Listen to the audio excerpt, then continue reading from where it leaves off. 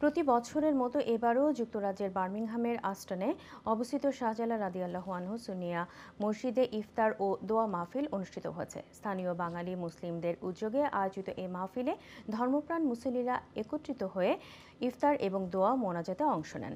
এমদাদুল হক লাভলুর ক্যামেরায় লোকমান হোসেন কাজী রিপোর্টে থাকছে এর বিস্তারিত। বার্মিংহামের বাঙালি কমিউনিটির বিভিন্ন শিষ্যজনদের উপস্থিতিতে শাহজালাল রহমতুল্লাহ সুন্নি মসজিদের ইফতার ও দোয়া মাহফিল অনুষ্ঠিত হয়। ইফতার ও দোয়া মাহফিল পূর্বে এক আলোচনায় অংশ নিয়ে বক্তারা রমজানের তাৎপর্য নিয়ে আলোচনার পাশাপাশি প্রবাসে বেড়ে ওঠা ব্রিটিশ বাংলাদেশি মুসলিমদের ইসলামী শিক্ষায় উদ্বুদ্ধ করার প্রতি গুরুত্ব আরোপ করেন।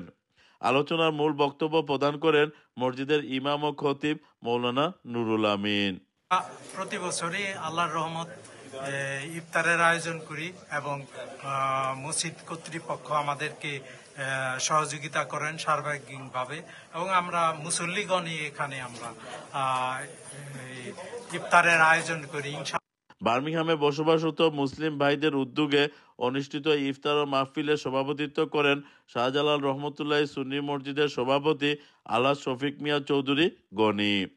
উক্ত মাহফিলে প্রধান অতিথি হিসেবে উপস্থিত ছিলেন ব্রিটেনের পার্লামেন্টের member Ayub Khan, Birmingham city কাউন্সিলের আগামী নির্বাচনে আস্টন ওয়ার্ডের স্বতন্ত্র কাউন্সিলর প্রার্থী আব্দুল এম চৌধুরী সুমন সহ অন্যান্যরা।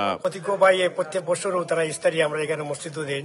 সবসময় আমরা যতটুকু পারি তারা খেদমত করি আর সবসময় এইভাবে চালাইয়া যাইতে আমরা তারা কাছে এপ্রিসিয়েট করি। সবসময় তারা এইভাবে দিতে আগে। সবশেষে ইফতার মাহফিলে মুসলিম উম্মার শান্তি সমৃদ্ধি কামনা করে দোয়া পরিচালনা করেন মসজিদের ইমাম ও খতিব মৌলানা নুরুল আমিন।